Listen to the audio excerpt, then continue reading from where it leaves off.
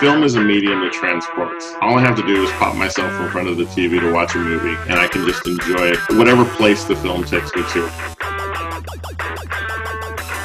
Movies have always been an escape. It gives you a whole new world to be in. I have a rekindled love affair with movies.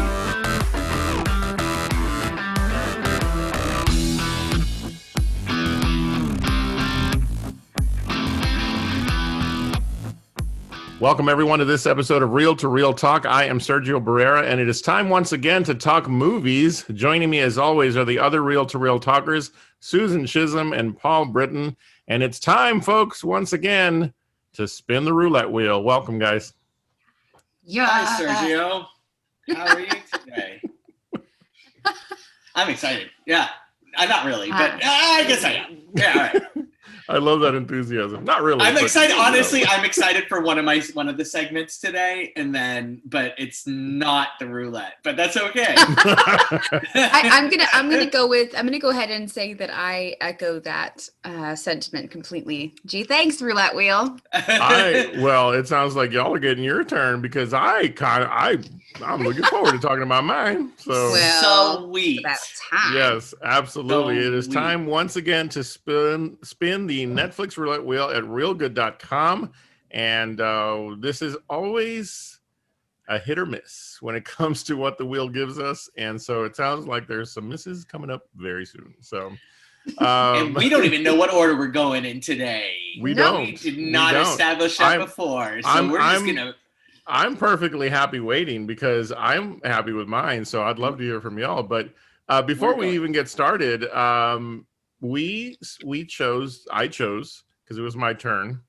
Cult was one of the options on the wheel. And so I learned from the spin and from hearing you guys talk as well that, and then from spinning after, not because I changed mine, because I was curious, that Cult, at least in this case, was either a cult classic or movies about cults. Yeah. And so, and did y'all find it, because I know we spin after, but did you find that there wasn't a lot really popping up? There wasn't. I know. I tried, like I got mine and I kind of like you was curious. I was like, I wonder what that even means. Like, because the movie that I got, I don't see how it is a cult classic or cult favorite or about a cult, but we'll see. But I mean, yeah, there was a handful of movies that came popping up each time, and it was like, okay, well, I guess, I mean, yeah, you broke the algorithm. The first two times I spun it, I actually ended up with movies that weren't on Netflix. So I had something screwy going on with my settings to begin with. Oh, gotcha. Okay. So, but I finally did find a Netflix movie, and it was definitely not a cult classic and definitely cult-ish. So, yeah, I know where mine came from. Yes. So, yeah, and one of the other, so what I did, because again, I noticed that the selections were what they were. I got curious, and so I went on Netflix, and I just looked up cult movies. And again, you get a mix of cult classics and movies about cults, and there is quite a selection. I mean, if you literally search on Netflix, but for some reason, the wheel being whatever, and Real Good, we love you. Please don't mistake anything we're saying. I was just sort of surprised that the selection seemed to be small. But if you're into movies about cults, Netflix is your jam because there are a lot of movies about cults on Netflix. Their documentaries on cults are bananas. Yeah. So. Oh, absolutely. I started one after about, oh gosh, I can't think of the guy's name right now, but he's a yogi, and he had a bit of a not the wild. I'm bad with titles, but anyway, great documentary. It's very interesting. But we spun the wheel and we got either a cult classic or a movie about cults. And I would like to actually, again, defer to y'all because mine comes with a bit of a confession. So, okay. Who would like to begin? I don't mind going first. You go first. All right, Susan, then let us know. So I believe I mentioned what my movie was. Maybe you caught it, maybe you didn't at the end of the last recording. The wheel in its infinite wisdom gave me Pee-wee's Big Holiday. Oh, that's right. I managed to forget that. Yeah, not about cults. No, that's a cult classic. For sure. Could not for the life of me tell you why. Not a fan of Pee Wee Herman. I guess that must be what it is. It was just everything was so overdone. Yeah. To the point where it was like,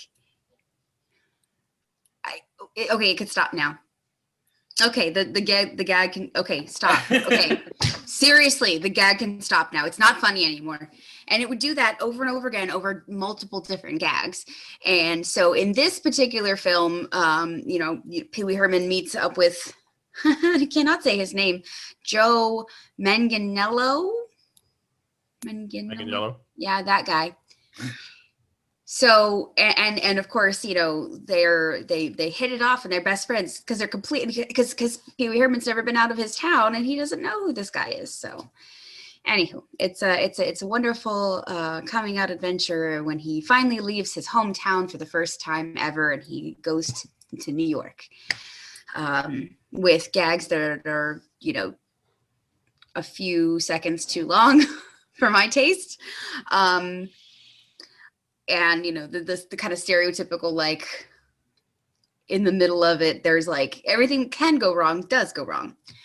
And he meets people who help further his journey, but also cause some kind of conflict or setback or delay.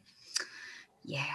So, I mean, I have to say, like, it wasn't what I was expecting, but it was exactly what I was expecting. If that makes any sense. Like I knew kind of what to expect from it. I haven't really seen any of the other, feature films with Pee Wee Herman. But it was definitely one of those things where I went into it knowing kind of what the impression was going to be. But it did have a good cast. I mean, obviously we have the, Joey Manganiello. I'm not even going to try.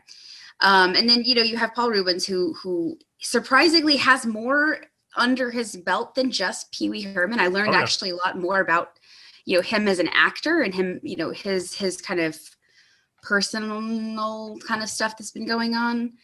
And it's got a few people that you could see, and it's one of those things where it's like it's not a familiar face per se, but it's one that it's a familiar face and that you've seen it before, but you couldn't name them if you tried. There was a few of those in there, but all in all, I think it was kind of an even, for me, not my type of cult movie, I guess. This was the sequel, was it not? This was the sequel. I mean, this is like a sequel of like the first sequel. Okay, so the first movie was Pee Wee's Big Adventure, right? And then the second one was Big Top Pee Wee, and this was a like, okay, we're gonna do Pee Wee Herman again after 15 years or 20 years since Big Top Pee Wee, and I was a huge Pee Wee Herman fan when I was a kid. Like, absolutely watching Pee Wee's Playhouse every single friggin' morning without fail, recording it if I couldn't watch it. And yeah, so I wish I had gotten yours because I would have. I have, for whatever reason, I haven't had a chance to watch it yet. I wish I had. I mean, I really wish I had. It was cute. It was cute in that, like, you got to see Joe you get to see him, and you get to see like some of his kind of awkward comedy, and because usually when he's in any roles that he's in, he's the what is it, the male equivalent of sultry. What am I thinking of here? Smolder. He's got the smolder. He's smoldery. He's the you know what I'm talking about. Anyway, so in this, it's kind of like the goofy and like, yes, it's totally overacted and yes, it's ridiculous, but he's got that like moment of vulnerability where he's like, I wish Pee Wee was here, and it's like, oh, you're so. I want to watch it. I am totally watching that this week. It's on Netflix. Yep. And it That's was one of funny. the 4 movies that the Netflix roulette decided that I had to watch. So yeah, Yeah. that was my movie watching adventure. I would have to say, if we are we doing the taco ratings for these? Yes. I mean, yeah, we could. I I'm don't. curious. Yeah, we I- have been. I mean, Oh, we I'm have gonna been. Okay. I'm gonna say 3 tacos because Oh. it wasn't Yeah, that's not awful. bad then. It was 90 minutes. It had a point for 90 minutes long. I like how, yeah, one of our measures has become the length of the movie. because again, almost every gag was like it had an expiration point, Yeah. and it just kept going past the expiration point. It was finally like, okay, stop. Yeah. Like my Well, child. with a limit of 5 tacos plus guac being the high end of the scale, I think 3 is pretty generous given what where you started. It's generous. It's generous because honestly, like, it wasn't a horrible movie, and I wasn't just absolutely appalled, but it was definitely one of those things where I was going. Just, But I did. There were points at which I kind of chortled. right. You know. Chortling is good. Plus, you got the eye candy of Joe M. So there you Yes. The smolder. Yeah. Well, there you go. All right. Well, that gets so up next is our own smolder as Paul. And after the way we started, Paul, I'm really curious to see what you got. Okay, well, Hey. I got a movie called The Invitation. I can't figure out if it was like a direct to Netflix. I think it was direct to the Netflix release, but it doesn't have the little N in the top corner. So I'm not, might have been a direct to video. I don't know what was going on with this. It doesn't have a rating, so it never made it to theaters. That's all I can tell you. And probably with good reason, because it's not that. How did you get in there? Oh, that's your cat. Sergio, I saw your cat. I thought it was my orange cat. Okay, sorry about that. We need to do one of those Zoom things where like the kids are doing nowadays. Oh god, it sounds so old saying that. But like when they're in classes and they pass things back and forth between the windows. Oh, cool, yeah. Sorry. Okay. It's an orange cat. An orange cat. So anyway, the Invitation is about a couple who get invited to the man's ex-wife's place up in Hollywood Hills for a dinner party with all their friends. And it's the first time they've all been together in a very long time. Not sure exactly what happened, but the man and wife split up under tragic circumstances. And after that point, the wife kind of vanished. We don't know where she went. They kind of went to Mexico. You find out later, oh, they went to Mexico and she met this guy there. And this is the guy that he's there with now. And it's a slow burner up to a climax. And there's a lot of like, what is going on here? And it's such a slow burn. Like it is just like at some point you're like, all right, something has to happen more than just everybody being annoyed with their 2 friends that invited them over for dinner. And it takes a while to get there, but then you find out that they were indoctrinated into a cult, and it's a doomsday cult, and their belief is that everybody hurts and everybody has pain, and the best thing you can do for your soul is to release yourself from that pain, and why not do it with a whole bunch of your friends around too, and make sure that they're coming along with you. Yeah, it takes a really fucking weird turn. Yeah. It's really and then you find out that everybody in the Hollywood Hills is in the cult I just spoiled alerted it. Sorry, I should have spoiled alerted that. Don't watch this movie. I didn't care for it. I don't know. Do watch this movie. We have a rule here. We don't tell people not to watch your movies, but Yes. Go into this movie realizing that it takes forever to build up to the events, the what's going to happen, and then it's just kind of like, Yeah. really, it's very I don't know, man. Like, oh, that's what we're doing. So yeah, I didn't like it.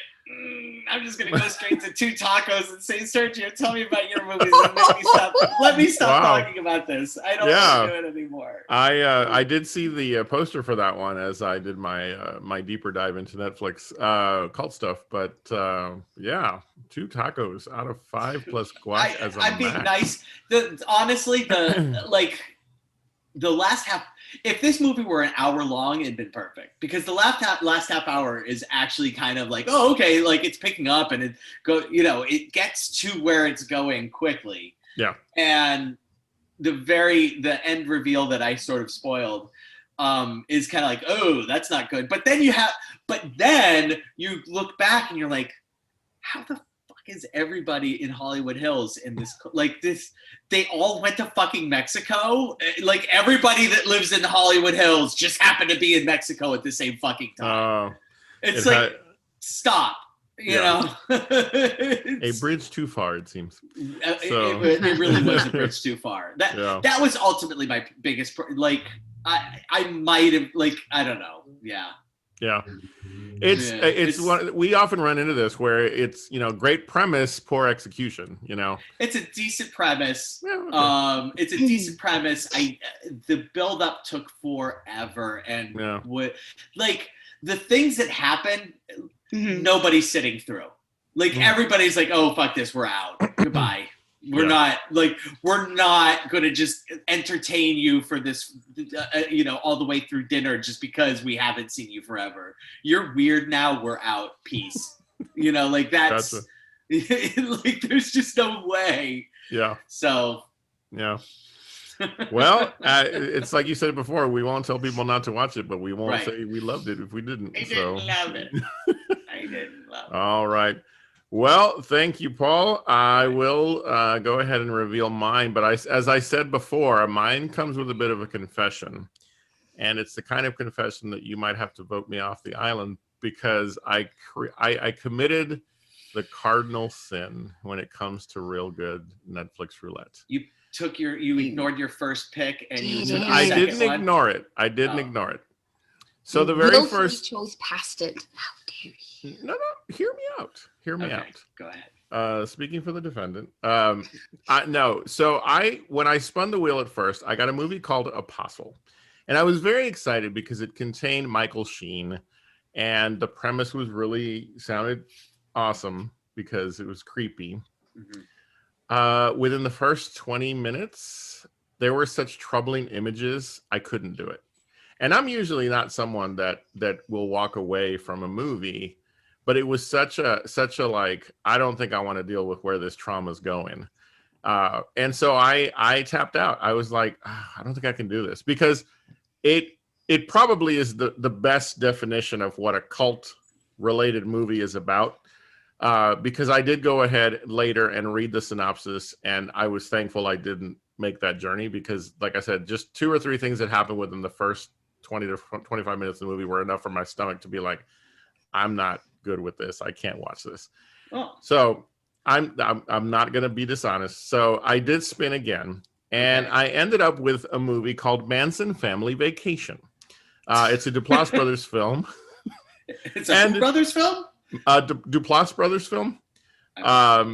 The premise here, with the name being what it is that there is a guy who is on his way to visit his brother, and he's an adopted son, and so his parents adopted him because they couldn't have kids, but then they got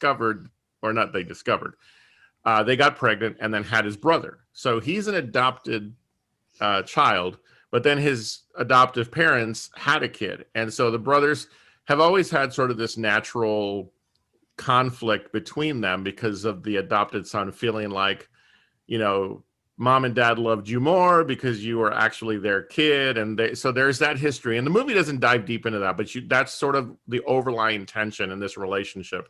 Not to mention the fact that the adoptive brother is sort of a ne'er-do-well hippie type that He sort of lives by the seat of his pants, doesn't have a home. In the movie, he's just sold all of his stuff because he's decided that he's going to go and walk the path of the Manson family murders and become familiar with all the sites. And he's read Helter Skelter countless times. And, you know, so he's really into this sort of Manson mind frame, but he's a charming guy. He's not like creepy evil or anything like that.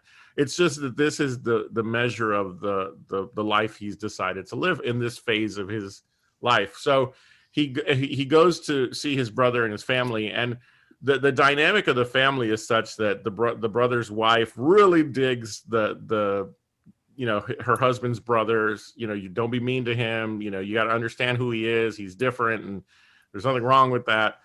But the other brother is very straight-laced. You know, he's a part of the, you know, corporate America, and so they couldn't be any different. So the story continues where he decides, yeah, I'll take my brother on this journey. I'm going to assist him in going to these places, and you know, well, lo and behold, spoiler alert, definitely a movie worth seeing. But I was so taken by this film, I want to share this. It turns out, remember, the brother's adopted.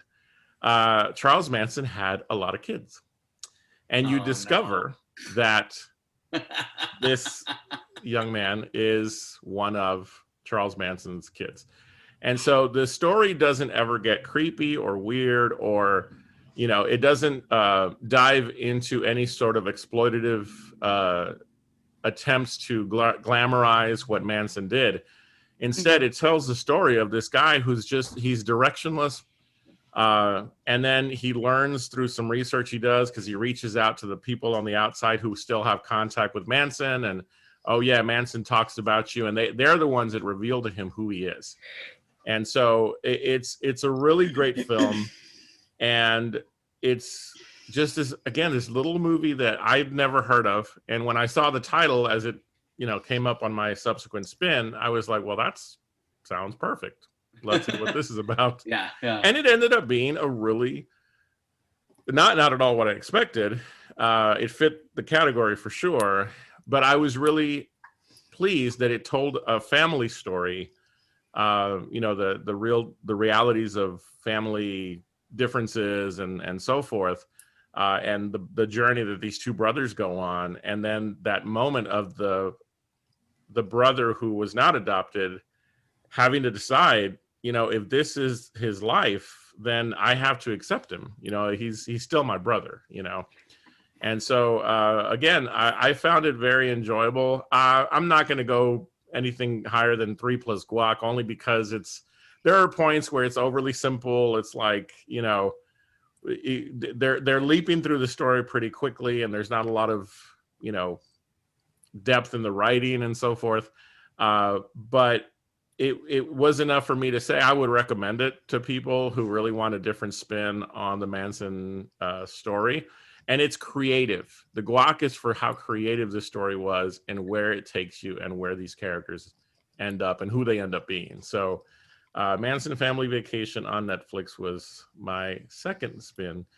I might try Apostle somewhere down the road, but for whatever reason, I just couldn't stomach. If I will, new rule: if you're watching a movie that triggers you, you can absolutely back out. Like that's, sure, oh, absolutely. Yeah. But that was such the strange thing for me, because I'm usually pretty good, but there was and I'll tell you right off the bat what the trigger was. There was it involved an animal.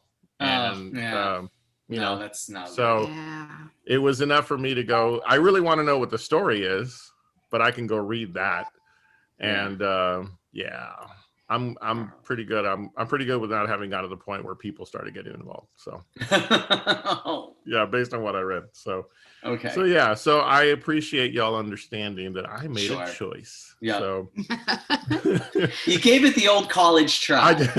I did. In fact, I was really surprised at myself, but I also thought this is probably a good sign that I can make this decision, you know. Yeah. So there you go.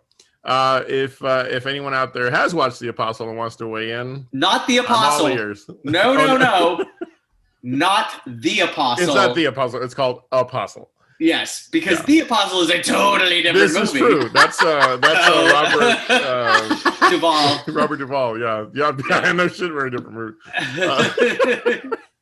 But My no. beauties, my beauties. Yeah. Oh, jeez. That's right.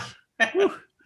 But yeah, so Manson Family Vacation was my official entry. So 3 very unique films. Wow, this one was interesting. Yeah. Interesting. Yeah, that's a nice way of putting it.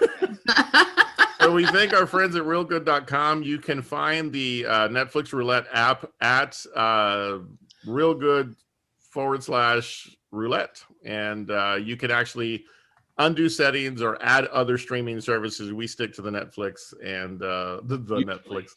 And yeah, we have fun doing this every time it cycles around. So we'll look forward to the next time. And we'll do this again sometime. So. Yeah. All right. With that, we want to remind you, well, first, we want to thank you for joining us here on YouTube. Don't forget, click subscribe if you haven't already, and also click that notification bell so you know when our episodes land week to week. Also, if you enjoyed the show, make sure you give it a like, and also go back, catch our other episodes. There's a lot of content there in the portal, and you can enjoy some of the shows that we have done in the past as well. Plus, also stop by Podbean. If you are into the audio versions of things, much more so while you work and things like, you shouldn't be listening while you work. What are you doing? But yeah, catch the audio versions of our show on Podbean and Spotify, and a whole lot of shows to catch up on. So also find us on Facebook and Instagram. Let us know what you're thinking. What are you watching? And you can keep up with us in all of our movie watching adventures. All right, we're going to get to this week's segments. And Paul, what the hell did you watch this week? So, I watched a movie that I wanted to watch for a super duper duper long time, like since I was in college, exploring, foreign, first getting into foreign films and cinema as an art and, that sort of thing. And just never came up. But then the first time I spun the wheel last week, I got a movie that wasn't on Netflix. But in researching it before I found out it wasn't on Netflix, I found out that it was directed by a guy who worked with Federico Fellini, and specifically was the second unit director for a little movie called 8½. Now, I'm sure most people have heard of Fellini, at least in passing, or, some people have heard of Fellini, at least in passing, maybe not have ever seen any of his movies. But yeah, so 8½, was his 8th feature film, or his 9th directorial credit. And the reason why it was called 8½, was because he considered it his 8½ movie, 8½ movie. And the entire movie is meta like that. And the story of the movie is based on a director who is having a hard time coming up with what he wants to work on next, and so the movie's about the making of a movie that is the movie that's being made. Mm-hmm. So I'm with you. Yeah, it's kind of like adaptation in that, where adaptation, you're watching Charlie Kaufman struggle with making an adaptation, and then it goes off the rails. And this one, you're watching it's like Fellini turns out is the OG Charlie Kaufman. So just totally meta, putting himself in the movie, totally like just like it's really interesting because the opening scene is Fellini has shown a prominent critic the script that he wants to work on, and the critic like lambasts the script and said, gives multiple reasons why it's no good, and then all the things that he mentions are no good happen during the movie, and it's kind of funny. You think back to those things, and and halfway through the movie, the producer is talking about, well, I'm having the rocket ship built. Like, it's like, what? And he's like, yeah, well, I don't know if we're going to need the rocket ship. He's like, yeah, but if we need it, we're going to need to have it ready. And so we're going to start building. Like, it's just really, it's really entertaining. If you like that sort of film within a film within a film type of scenario, and the way it plays out is just, it's really smart. It's really, I mean, like, it's ahead of its time. It's just blatantly ahead of its time, just as far as, what people do with film. Although that's not even necessarily fair, because people, it's from the early 60s, and that's when people were starting to get really experimental with film. But like, the idea of things being meta is very much, I would think something that has become popular within the past, decade or so. And this film would fit right in with any millennial that loves things which are meta. So yeah, I mean, nice. It's a lot of fun. I really enjoyed it. And nice. I'm definitely gonna go and look for some of Fellini's other films, because this was the first Fellini I'd seen. I'd never seen a Fellini film before. So I was like, oh, okay, cool, this is good. So here I am telling you, 8.5, mucho gusto. Excellent. Another fine film added to your library of what the hell did I just watch? Yeah. You can find out what Paul just watched every week, so make sure you check it out, because it's always fun to figure out what you saw. So yeah, and this one took a while. Like, I was like watching it, I'm like, what is going on with this? Like, I couldn't figure out, and then about 20 minutes in, I'm like, oh, I know what's going on. And then it finally made sense. And then yeah, it was good. Nice. All right. And where can we find it, Paul? I think you might have said HBO Plus. It's free on okay. HBO Plus. Yep. No, not HBO Plus, HBO Max. HBO Max. Sorry. Disney Plus, HBO Max. Love HBO Max so much. Yeah, HBO Max is fucking ridiculous. It really is. For the price? Yeah. And that's our ad for HBO Max. It's fucking ridiculous. They're what they have out there on their Turner Classics channel is just like, oh yeah, gimme. It's absolutely. I could pretty much do out without everything. I won't, but there's a lot there. There's a lot there. If I had to pick two, I would definitely go HBO Max and Disney Plus. Those would be my two. I can't do just two, but if I had to. Yeah. Well, that brings us then to this week's edition of Susan Finally Saw. Susan, what'd you finally see?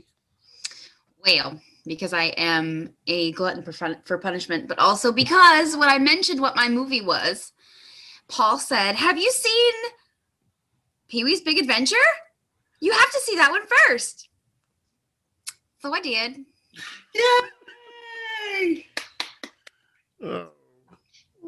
I love that movie so much. I can't. It's ridiculous. There's it. I mean, if you love Pee-wee, you're gonna love it.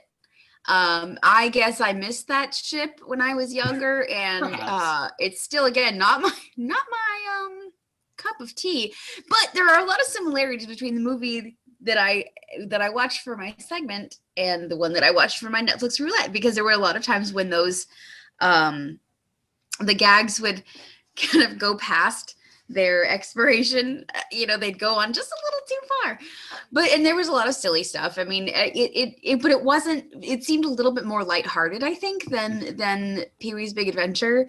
It was, which Pee-wee's Big Adventure was like, the Pee-wee's Vacation. What is Big Adventure? The one that I watched for the Roulette one was a little bit more serious. And by a little bit more serious, I mean a tiny little smidgen more. That you even use the word serious. I'm like, what? Yeah, it was like Pee-wee's Big Adventure was definitely like slapstick. Wow, it's out there. Yeah. And the vacation, Pee-wee's Big Vacation was like, it's out there. Yeah. Okay.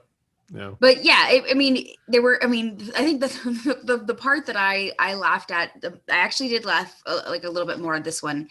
I mean, still in its ridiculousness, but like when he's in the with the bikers and he has to sing tequila, I was like, what?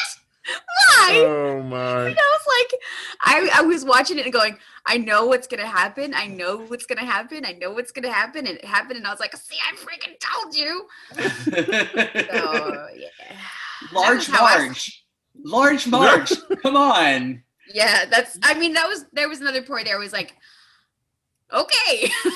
Can I just tell you that I, at one point when I was a kid, when I finally got a good quality version of Pee-wee's Big Adventure, because I had like a taped one that I had off of it, but then like I bought a copy. And like I went through the Large Marge sequence in slow motion like 5 times in a row just to see every little Tim Burton's first feature film, history. It's historic. And what's funny is you're talking about having this recorded from when you were a kid.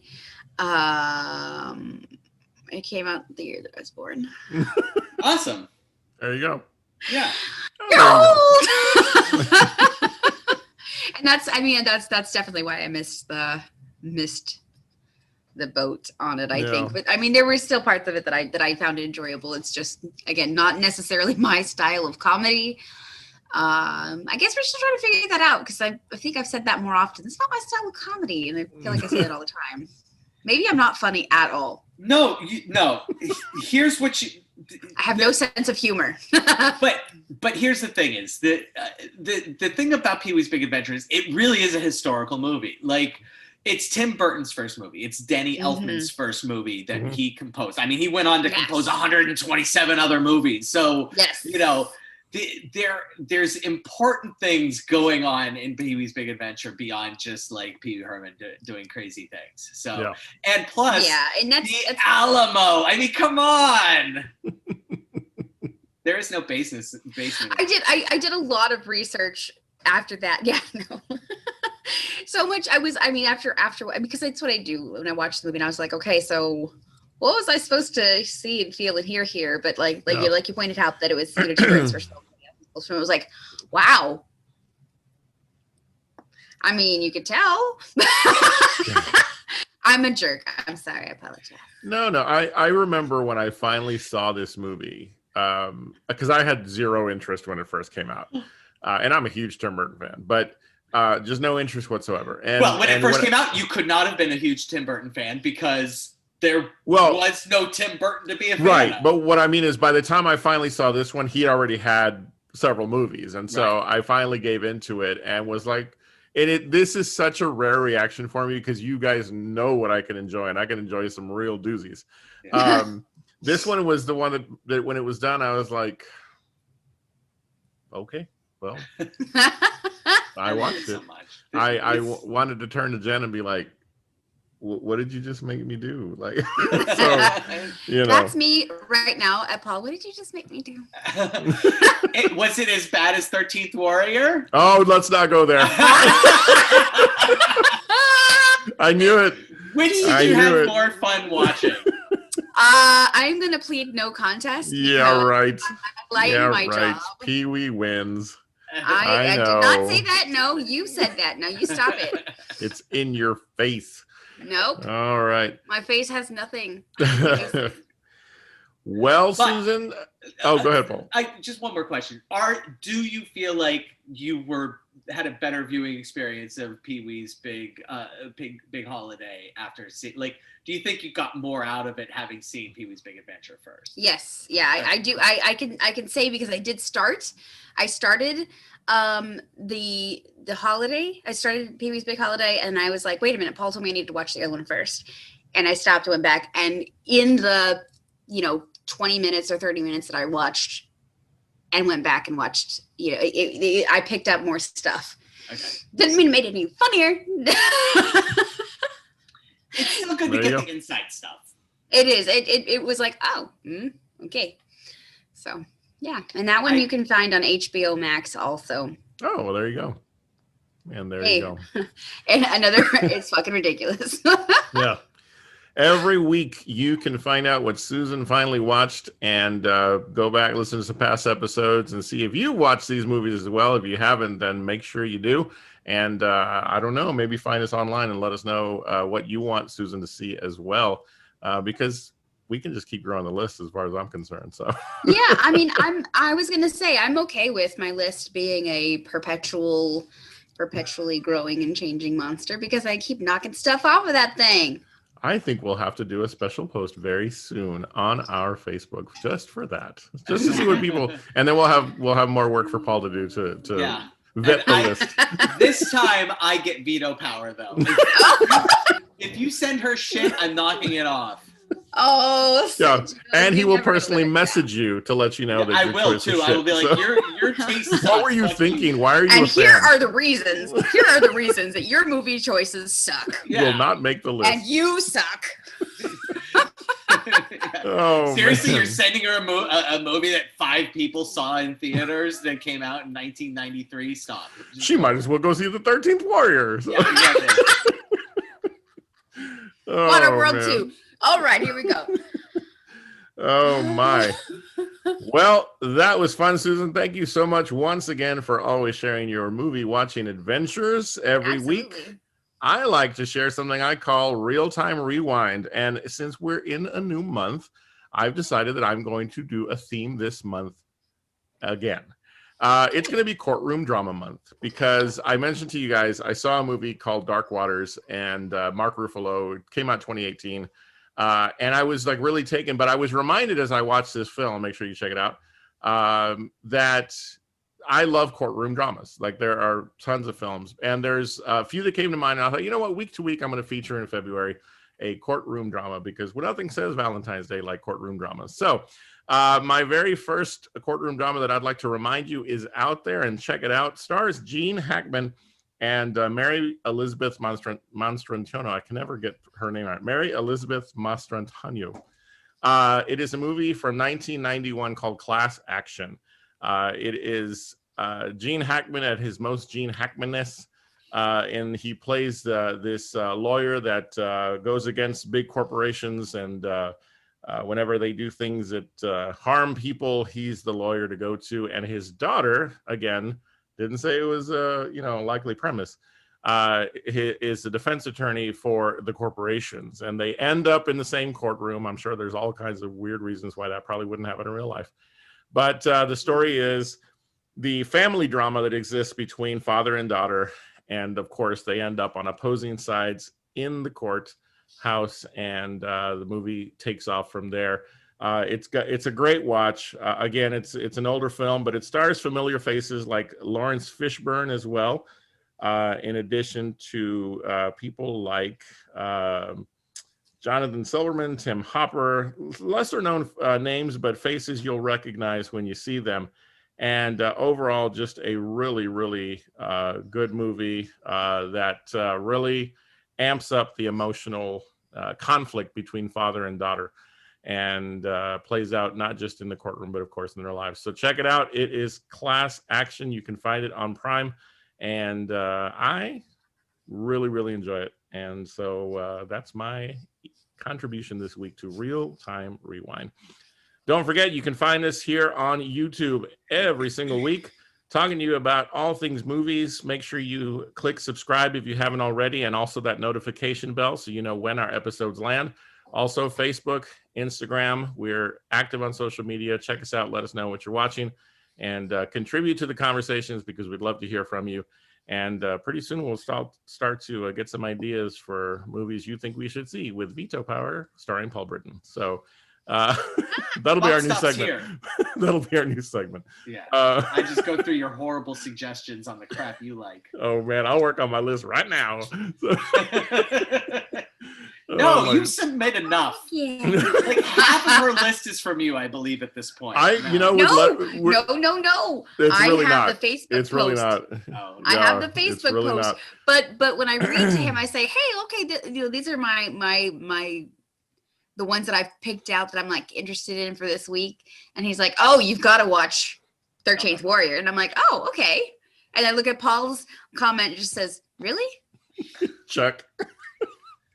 So that's how I know. And I think he goes through the list and picks the ones that you say, really? Or, No. There have been weeks where I'm like, we should make Paul happy. Why don't you watch this? You know. No. I'm joking. No, watch this one. Paul will be so happy. I'd be so happy. Like I was this week. No. Actually, Paul, I think you'd be surprised how few movies I've put on the list. Oh, really? Yeah, it's less, I think less than 10. Okay. Yep. But I enjoy going through it, and I really do enjoy reading. And I mean this sincerely. I enjoy reading your comments because there are times where I read comments that you've made, and I think maybe I should reanalyze my view on this film. But then I always remind myself, hey, the world hated Hudson Hawk, and I think you and I land on the same page as that being a decent film. Yeah. So I always have Hudson Hawk. That's a heist movie, though. Like, right? There's leeway. Yeah. Plus, it's just hilarious. We should Yeah. break that movie down someday. We did. Oh, that's right. Yeah.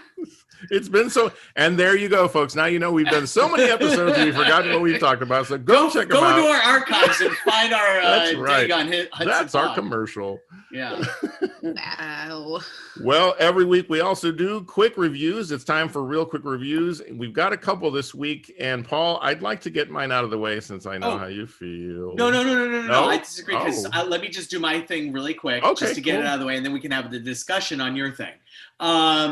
So Palmer is on Apple TV Plus. Yes. It stars Justin Timberlake and Ryder Allen, who is a young actor that just absolutely steals this movie. And Justin Timberlake, if you've ever seen him in a movie, is charming and as always and fantastic.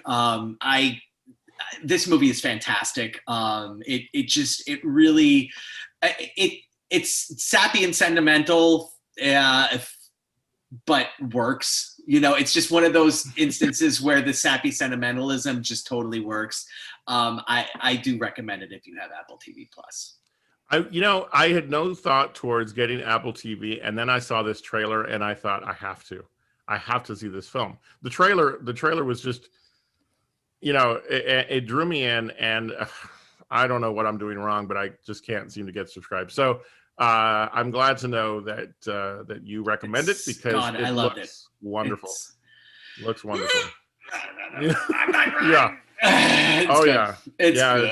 Justin Timberlake. I'm realizing here recently that my man crush list is far bigger than I thought. It's more than just Matthew McConaughey, because it includes George Clooney, who appears on this week's AARP magazine, and also Justin Timberlake. So he has if you go to Netflix, speaking of Justin Timberlake, real quick aside, his concert from his most recent tour, maybe a couple years back actually, is a phenomenal production on Netflix. If you just want to see a full on Justin Timberlake concert.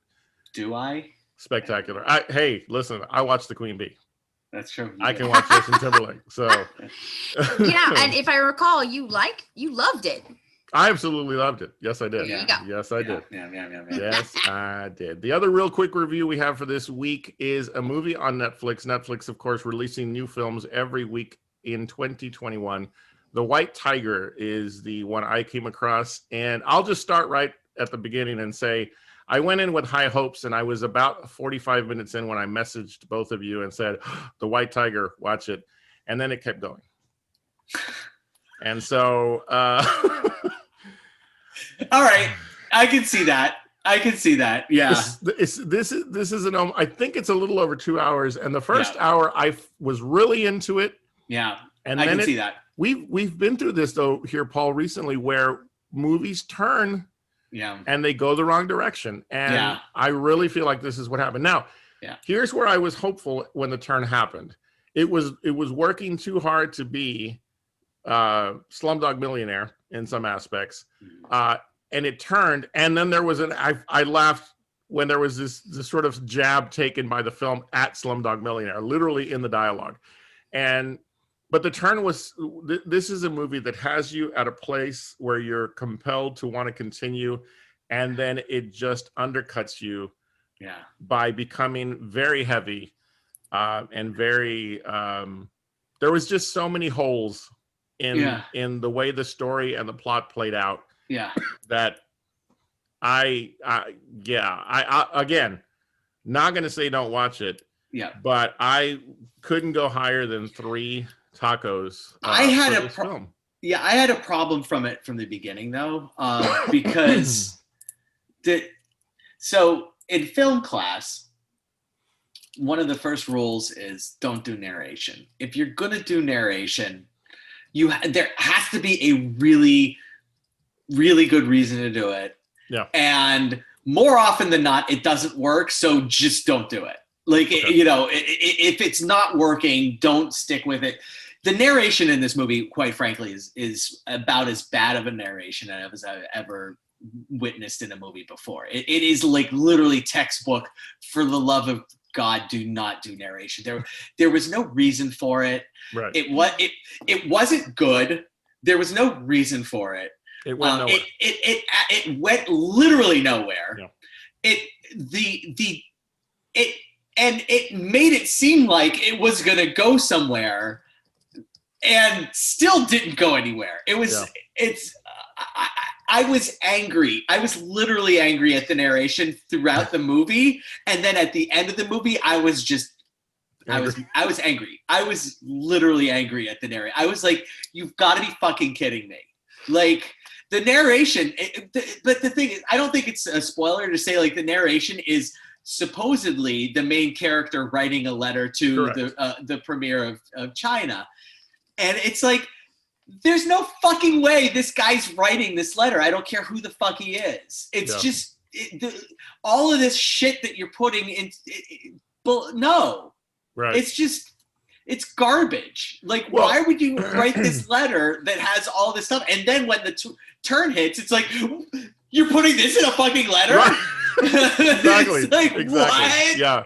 Thus my comment about big holes. I mean, not only were the events that followed just pock-ridden with holes that were like, what? Wait, hold on. But then when you have that framework of the letter throughout, it's like, and then when it all plays out, you're like, and then by the why end, did he write the letter? Yeah, there was no point. The letter was completely pointless.